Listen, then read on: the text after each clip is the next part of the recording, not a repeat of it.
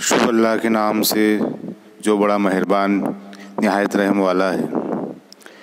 1000 قابل انسان مر جانے سے اتنا نقصان نہیں ہوتا جتنا ایک احمق کے صاحب اختیار ہو جانے سے ہوتا ہے۔ مولانا جلال الدین رومی رحمۃ اللہ علیہ۔ عزیز طلبہ طالبات، اس اردو آن لائن تدریس میں آپ تمام کو خوش آمدید ہے۔ سبق نمبر 3 رسم و رواج کی پابندی کے نقصانات، جس کے مصنف ہے سر سید احمد خان۔ اس کے 2 حصے اس سے پہلے مکمل ہو چکے ہیں۔ آج انشاءاللہ حصہ سوم ہم شروع کرنے جا رہے ہیں، تو آئیے حصہ سوم کا مطالعہ شروع کرتے ہیں۔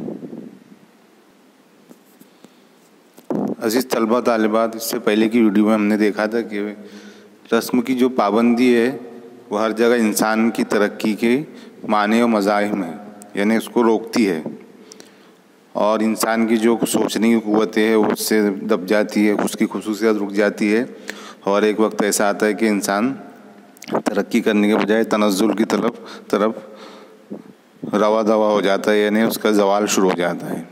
آئیے اب اس کے آگے دیکھتے ہیں کہ اب اس رائے کا دنیا کی موجودہ قوموں کے حال سے مقابلہ کرو۔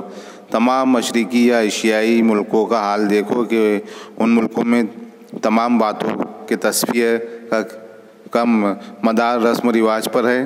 ان ملکوں میں مذہب اور استحقاق اور انصاف کے لفظوں سے رسموں کی پابندی مراد ہوتی ہے۔ پس اب دیکھ لو کہ مشرقی یا ایشیائی قوموں کا، جن میں مسلمان بھی داخل ہے، کیسا ابتر اور خراب اور ذلیل حال ہے۔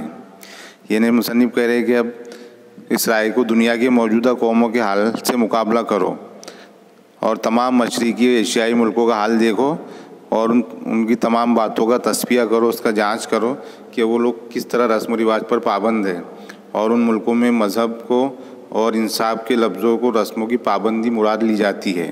یعنی جہاں مسلمان قومیں رہتی ہے، ایشیا کے قومیں ہیں، ایشیائی ملک ہیں، وہاں پر دیکھیں گے تو وہاں پر بہت سختی سے رسم و رواج پر لوگ جڑے ہوئے، رسم و رواج کے پابند ہیں۔ اور اب بس دیکھ لو کہ مشرقی یا ایشیائی قوموں کا، جن میں مسلمان بھی داخل ہے، کیسا برا حال ہے اور کیسے ذلیل و خوار ہو رہے ہیں۔ ان مشرقی یا ایشیائی قوموں میں بھی کسی زمانے میں قوت عقل اور جودت طبع اور مادہ ایجاز ضرور موجود ہوں گا، جس کی بدولت وہ باتیں ایجاد ہوئی جو اب رسمیں ہیں، اس لیے کہ ان کے بزرگ ماں کے پیٹ سے تربیت یافتہ اور حسن معاشرت کے فنون سے واقف پیدا نہیں ہوئے تھے، بلکہ یہ سب باتیں انہوں نے اپنی محنت اور علم و عقل اور جودت طبع سے ایجاد کی تھی، اور انہی وجوہات سے دنیا کی نہایت بڑی اور قوی اور مشہور قوموں سے ہو گئے تھے۔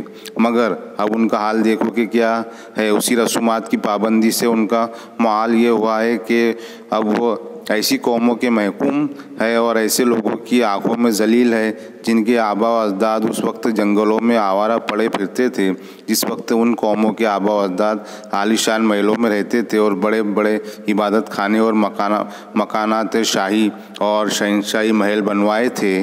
اس کا سبب یہی تھا کہ اس زمانے میں ان قوموں میں رسموں کی پابندی قطعی نہ تھی، اور جو کسی قدر تھی بھی تو اس کے ساتھ بھی آزادی اور ترقی کا جوش ان میں قائم تھا۔ مصنف یہاں بتا رہے ہیں کہ جو مشرقی اور ایشیائی قومیں ہیں جو ہے، یعنی جو مسلم قومیں، ہندو قومیں جو ایشیا کے ملکوں میں رہتی ہے، تو کسی زمانے میں ان کے وہ بھی اپنی عقلوں کا بہت ہی زیادہ استعمال کرتے تھے، اور طبیعت کے انوکھے پن کا، اور ان کے اندر نئی نئی ایجاد کرنے کا جو مادہ تھا وہ بہت ضرور موجود ہوگا۔ اسی کی بدولت انہوں نے نئی نئی باتوں کی ایجاد کی، اور اب وہ رسمیں بن گئی ہے، اس لیے کہ جو پہلے کے بزرگ تھے وہ اپنی ماں کے پیٹ سے تو تربیت یافتہ نہیں تھے، بلکہ انہوں نے دنیا میں آنے کے بعد ہی نئے نئے فنون علم سیکھا اور نئی نئی باتیں ایجاد کی، اور اپنی محنت اور علموں سے نئی نئی باتیں ایجاد کی، اور انہی وجوہات سے وہ دنیا کی بڑی اور طاقتور اور مشہور قومیں بنی تھیں اس دور میں۔ مگر اب ان کا حال دیکھو کہ کیا ہے۔ اسی رسومات کی پابندی سے ان کا معال کے معنی ہوتا ہے انجام، نتیجہ ہے نا، یہ ہوا ہے کہ اب وہ ایسی قوموں کے محکوم ہیں، یعنی ایسی قوموں کے حکم کی پابندی کر رہی ہے اب، اور ایسے لوگوں کی آنکھوں میں ذلیل ہے کہ جن کے آبا و اجداد اس وقت جنگلوں میں آوارہ پھرتے تھے. یعنی جس وقت مسلمان اور ایشیائی قوموں نے بہت ترقی کی تھی اس وقت یہ یورپ کی جو قومیں انگریزی قومیں تو ان کے آبا و اجداد کیا تھے؟ کچھ بھی نہیں تھے. وہ جنگلوں میں آوارہ پڑے رہتے تھے, آوارہ پھرتے تھے.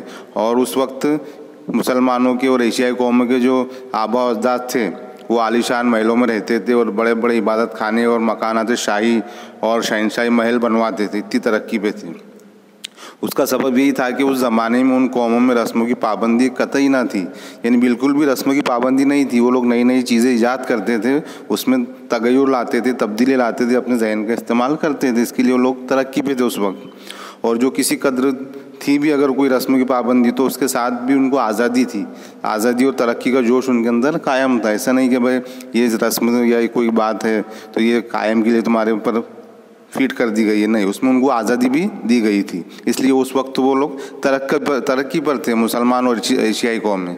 لیکن آج ان کا حال بہت برا ہے کیونکہ وہ رسموں کے پابند بن چکے ہیں. تواریخ سے ثابت ہوتا ہے کہ ایک قوم کسی قدر عرصے تک ترقی کی حالت پر رہتی ہے اور اس کے بعد ترقی مسدود ہو جاتی ہے. مگر یہ دیکھنا چاہیے کہ یہ ترقی کب مسدود ہوتی ہے. یہ اسی وقت مسدود ہوتی ہے جب کہ اس قوم میں سے وہ قوت اٹھ جاتی ہے جس کے سبب سے نئی نئی باتیں پیدا ہوتی ہے. اور ٹھیک مسلمانوں کا اس زمانے میں یہی حال ہے.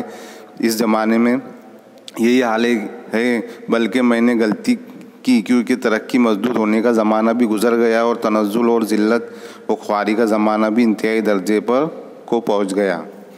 مصنف کہہ رہے کہ تاریخ سے ثابت ہوا ہے کہ ایک قوم کسی قدر بہت وقت تک, کچھ عرصے تک ترقی کی حالت پر رہتی ہے اور اس کے بعد ترقی مسدود ہو جاتی ہے, بند ہو جاتی ہے, رک جاتی ہے. مسدود ہو جانا ہے, رک جانا, بند ہو جانا. مگر دیکھنا چاہیے کہ یہ ترقی کب مسدود ہوتی ہے, کب رکتی ہے, کب بند ہوتی ہے. تو یہ اسی وقت رک جاتی ہے جب کہ اس قوم میں سے وہ قوت, وہ طاقت اٹھ جاتی ہے جس کے سبب اس سے وہ نئی نئی باتیں پیدا ہوتی ہے. اور ٹھیک مسلمانوں کا اس زمانے میں یہی حال ہے. بلکہ مصنف کہہ رہے کہ میں غلطی کہ ترقی رک جانے کا جو زمانہ تھا وہ بھی گزر گیا ہے. اب تنزل یعنی کہ وہ زوال کی طرف آگے ان کے ناکام ہو گئے اور ذلت اور خواری کا زمانہ ان کا بہت ہی انتہائی درجے پر, اعلیٰ درجے پر پہنچ گیا ہے کیونکہ ان کے اندر نئی نئی باتیں ایجاد کرنے کی قوت بالکل بھی نہیں رہی ہے. ممکن ہے کہ کوئی شخص یہ بات کہے کہ یورپ کی قوموں میں بھی جو اس زمانے میں ہر قسم کی ترقی کی حالت میں شمار ہے بہت سی رسمیں ہے اور ان رسموں کی نہایت درجہ پر پابندی ہے تو وہ قومیں کیوں ترقی پر ہیں. مصنف کہہ رہے ہیں کہ ممکن ہے کہ کوئی شخص یہ بات کہے کہ یورپ کی جو انگریز قومیں میں بھی جو اس زمانے میں ہر قسم کی ترقی کی حالت میں شمار ہے اس زمانے میں اور بہت سی رسمیں ہیں اور ان رسموں کی نہایت درجہ پر پابندی ہے تو وہ قومیں کیوں ترقی پر ہے. یعنی یورپ کی قوموں میں بھی کچھ رسموں کی پابندی ہے اور وہ رسموں پر چلتے ہیں لیکن پھر بھی وہ کیوں ترقی پر ہے. تو اس کا جواب یہاں پر ایسے دیے مصنف نے کہ یہ اعتراض سچ ہے اور حقیقت یورپ میں رسموں کی پابندی کا نہایت نقصان ہے اور اگر اس کی اصلاح نہ ہوتی رہے گی جیسے کہ اب تک ہوتی رہتی ہے تو ان کو بھی بد نصیبی کا دن پیش آئے گا. مگر یورپ میں اور مشرقی ملکوں کی پابندی رسومات میں ایک بڑا فرق ہے. یورپ میں رسومات کی پابندی ایک عجیب اور نئی بات ہونے کے معنی ہے مگر رسومات کی تبدیلی کا کوئی معنی نہیں ہے. اگر کوئی شخص عمدہ رسم نکالے اور سب لوگ پسند کریں پھر فور پرانی رسم چھوڑ دی جائے گی اور نئی رسم اختیار کر لی جائے گی اور اس سبب سے ان لوگوں کے قوائے عقلی اور حالت تمیز اور قوت ایجاد ضائع نہیں ہوتی. یعنی مصنف کہہ رہے کہ یہ اعتراض سچ نہیں ہے اور حقیقت ہے کہ یورپ میں رسموں کی پابندی کا نہایت نقصان ہے تھوڑا بہت اور اگر اس کی اصلاح نہ ہوتی رہے گی جیسے کہ اب تک ہوتی رہتی ہے تو ان کو بھی بد نصیبی کا دن پیش آئے گا. مگر یورپ میں اور مشرقی ملکوں کی جو پابندی رسومات میں ایک بڑا فرق ہے. یعنی انگریزوں کے اس میں اور ہمارے رسموں میں بہت بڑا فرق ہے. یورپ کے جو انگریز ہیں یہودی وہ رسومات کی پابندی کو ایک عجیب اور نئی بات ہونے کے معنی یعنی روکنے والا مگر وہ روک دیتے. ایک عجیب اور نئی بات ہونے کے معنی ہے یعنی روکنے کی چیز ہے، مگر رسومات کی تبدیلی کا کوئی معنی نہیں. یعنی رسومات کی تبدیلی کو وہاں پر کوئی نہیں روکتا. اگر کوئی رسم ہے اور اس میں کوئی تبدیلی لانا چاہتا ہے تو وہ لا سکتا ہے. نئی باتیں اس میں وہ لوگ ایجاد کرتے ہیں. ایسا نہیں کہ جو پرانی رسم آ گئی اس کو روکنا نہیں چاہیے. اس میں وہ لوگ نئی نئی ایجاد لاتے ہیں، نئی نئی سوچ پیدا کرتے ہیں اور ترقی کرتے ہیں. اگر کوئی شخص عمدہ رسم نکالے اور سب لوگ پسند کریں، فی الفور پرانی رسم چھوڑ دی جائے گی. یعنی کسی نے کوئی نئی رسم نکالی، کوئی نئی بات نکالی اور اس سے لوگوں کو فائدہ ہوتا ہے اور لوگ اس کو پسند کرتی ہے تو فوراً فی الفور یعنی فوراً پرانی جو رسم ہے وہ چھوڑ دی جائے گی اور نئی رسم اختیار کر لی جائیں گی. یہ بات یورپ کے لوگوں میں ہے کہ اگر کوئی نئی رسم نکالتا ہے اور اس کو لوگ پسند کرتے ہیں، اس سے فائدہ ہوتا ہے لوگوں کو، تو وہ لوگ پرانی رسم فوراً چھوڑ دیتے ہیں. فی الفور کا مطلب فوراً پرانی رسم چھوڑ دیتے ہیں اور نئی رسموں کو اختیار کر لیتے ہیں. اور اس سبب سے ان لوگوں کے قوائے عقلی یعنی سوچنے کی جو عقل ہے اور حالت تمیز اور امتیاز، ایک دوسرے کے جو اچھی اور بری چیز میں امتیاز فرق کرنا کی جو پہچان ہے اور قوت ایجاد، جو نئی نئی چیزیں ایجاد کرنے کی جو قوت ہے وہ ضائع نہیں ہوتی، وہ قائم رہتی ہے، جس کی وجہ سے وہ لوگ ترقی کرتے ہیں. تم دیکھو یہ پوشاک جو اب انگریزوں کے ہے ان کے باپ دادا کی نہیں ہے، بالکل اپنی پوشاک بدل دی ہے. ہر درجے کے لوگوں کا جو مختلف لباس تھا اس رسم کو چھوڑ دیا گیا ہے اور ضرور سمجھا گیا ہے کہ ہر شخص ایک سا مثل اوروں کے لباس پہنے. اس وقت کوئی رسم یورپ میں ایسے درجے پر نہیں ہے کہ اگر کوئی شخص کوئی رسم اس کے برخلاف مگر اس سے عمدہ ایجاد کرے اور لوگ اس پر اتفاق کرے، اسی وقت تبدیلی نہ ہو سکے اور اسی تبدیلی کے ساتھ ان کی ترقی بھی ہوتی جاتی ہے. چنانچہ نئی نئی قلیں ہمیشہ ایجاد ہوتی رہتی ہے اور تا وقت یہ کہ ان کی جگہ بہتر قلیں ایجاد نہ ہو جاوے اور بدستور رہتی ہے. ملکی معاملات اور تعلیم میں بلکہ اخلاق میں بلکہ مذہب میں ہمیشہ ترقی کے خواہاں ہے. بس یہ تصور کرنا کہ یورپ بھی مثل ہمارے مگر دوسری قسم کی رسموں میں مبتلا ہے، محض نادانی اور ناواقفیت کا سبب ہے. تو مصنف کہہ رہے کہ ابھی جو انگریز لباس پہنتے ہیں تو ان کے جو باپ دادا تھے اس سے الگ لباس پہنتے تھے. انہوں نے ان کے باپ دادا کے لباس نہیں اپنایا بلکہ ایک نئی پوشاک خود کے لیے بنائی. اس میں انہوں نے ترقی کی. جو ان کے باپ دادا کا لباس تھا اس میں انہوں نے تبدیلی کی، ترقی کی اور ایک نیا پوشاک اپنے لیے بنایا. اور ہر درجے کے لوگ مختلف لباس چھوڑ دیا، جو مختلف لباس تھا پہلے کا وہ چھوڑ دیا.